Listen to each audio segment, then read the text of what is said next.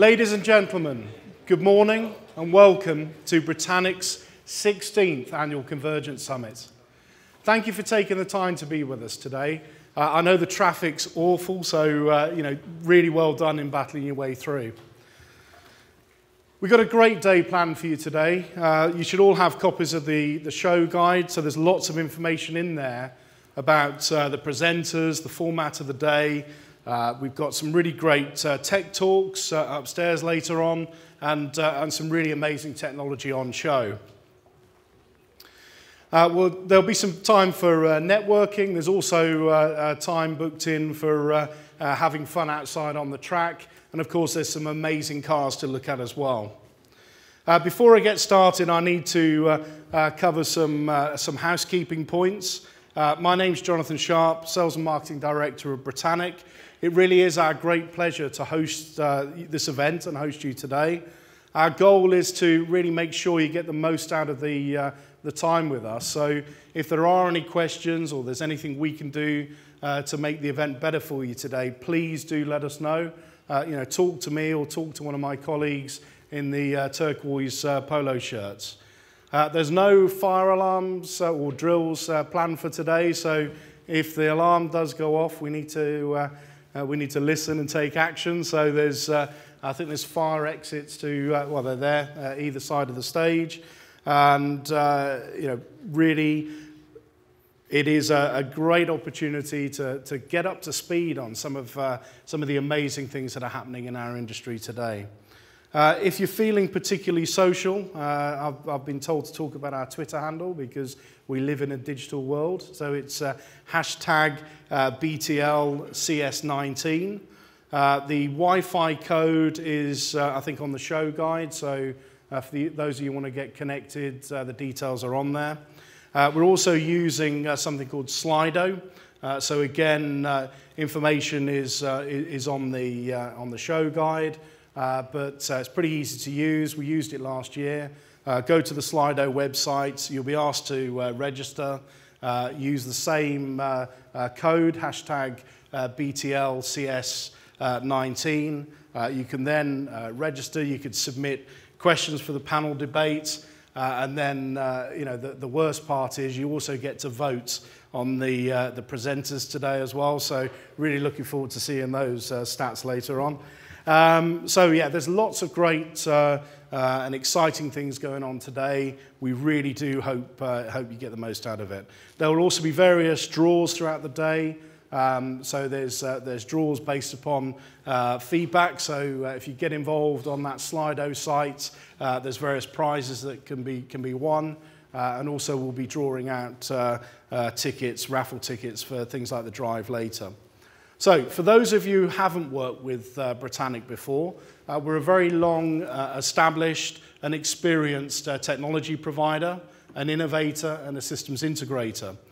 We provide world-leading solutions, working with key partners such as Avaya and Mitel, who are presenting today, and also innovative software providers and application providers and networking companies.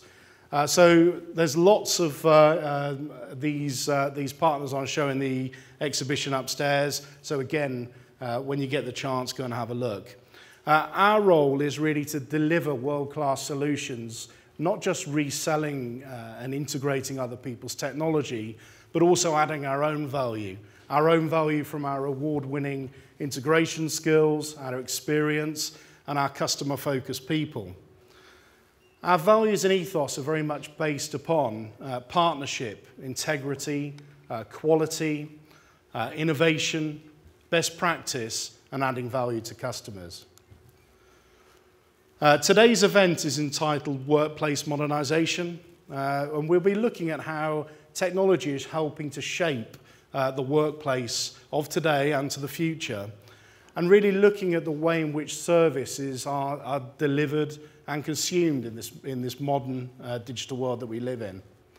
We'll be sharing with you some considerations for how you navigate through this change, and then the ongoing work to keep pace with it. So we'll be looking at how it spans people, processes, technology, and really looking at new business models and how you can be fit for this new digital world that we work in. There's some interesting points of comparison with Mercedes-Benz world, or Mercedes-Benz, the automotive industry, and the evolution of technology in business. For me, it can be broken down into three different types of organizations: the innovators, the transformers, and the improvers. Mercedes-Benz have a heritage of innovation spanning back to 1886, when they created the first automobile. And by 1900, some 14 years later, they'd only sold a little over 600 cars that year. And then along came Henry Ford, who transformed the automotive industry. And he transformed it not by being first to market, he transformed it by working out how to achieve scale and exponential growth. And the secret to the success was the moving production line. And then from there, looking at how he could optimize processes to really get to a position where he could create cars faster and cheaper than anyone else. 1908, at the end of 1908, he introduced the Model T Ford. And by 1920, he'd achieved sales that year of 933,000 cars. So huge growth, over 1,500 times more than Mercedes-Benz. And at the time, he was selling cars for $360, which is the equivalent to £5,750 today. And you can't even buy a new car today in the UK that cheap. And then we come full circle to the Mercedes F1 team, racing team, which is arguably the most successful racing team of modern day history. And what they've done is really focused on innovation and continual improvement. So the improvers, they're never standing still. They're always reviewing technology and processes and how and where to improve to retain that winning position. So what's next for the automotive industry? We have autonomous vehicles, as we know, and certainly what we're seeing today is the ownership of cars starting to change. There are more cars on the UK roads today than there ever has been. And very much the ownership is changing. The way that we're moving from cars being a personal mode of transport to actually creating income for the gig economy. So people using cars for deliveries or taxi services. And of course that brings us to Uber, if my slide moves on. Okay. So in 2009, we saw Uber enter the market, a true digital disruptor. There are over 100 million Uber users worldwide, and over 4 million Uber drivers, with over 40,000 Uber drivers in London alone. So there's so many cars on the UK road. And of course, what's that doing? It's creating, as we've seen today, massive traffic jams, right? So we all spend a lot of our time sat in traffic. And it really is a great reason to start to think about how technology can help to solve the problem.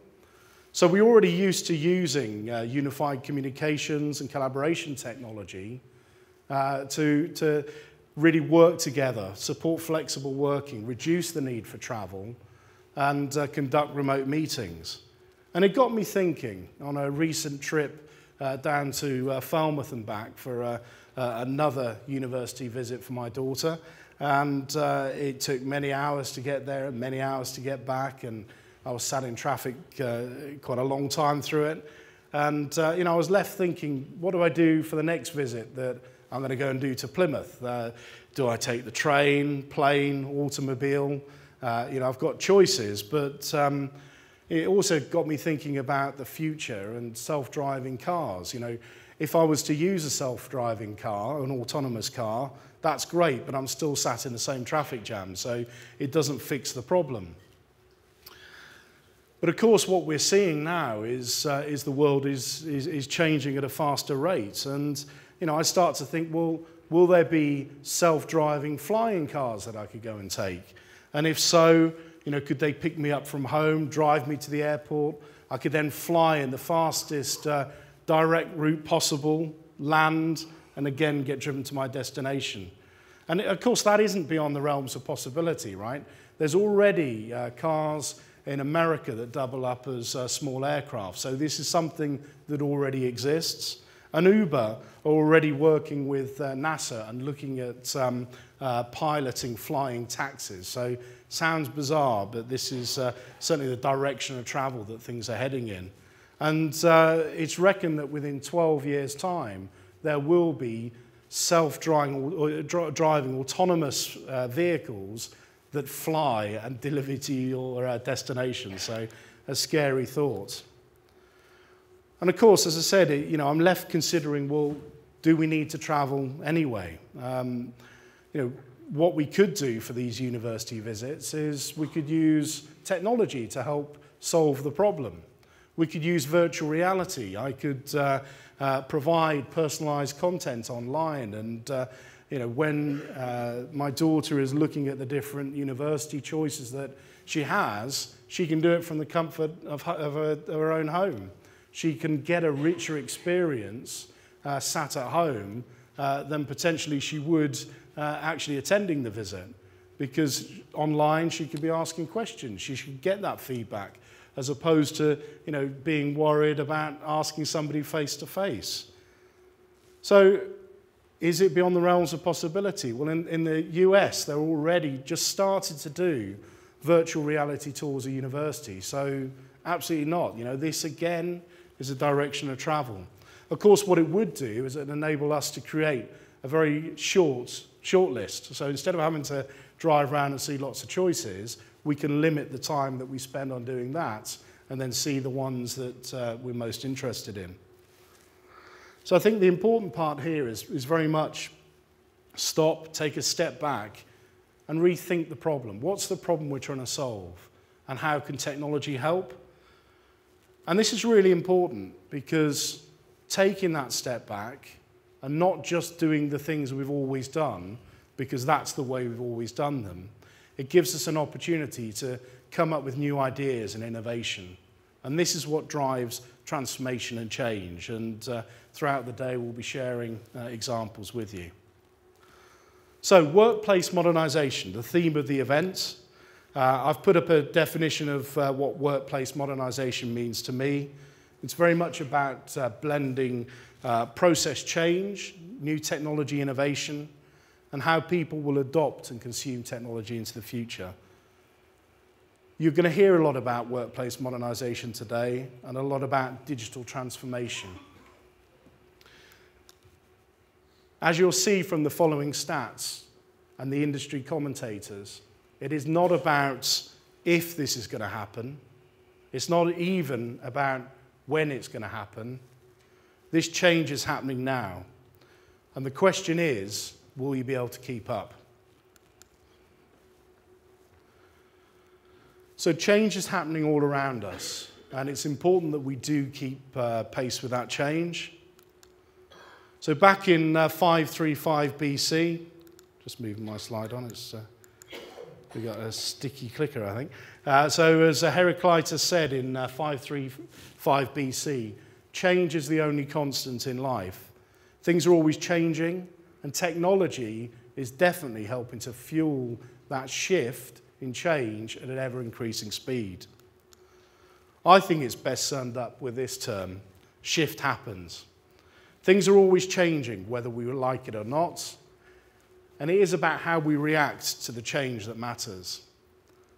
We need to change to survive, and we need to change to capitalize on new opportunities moving forward. Today, we'll share with you insights into what's changing and how you can manage it and how you can benefit from this change. So, on to proceedings for today.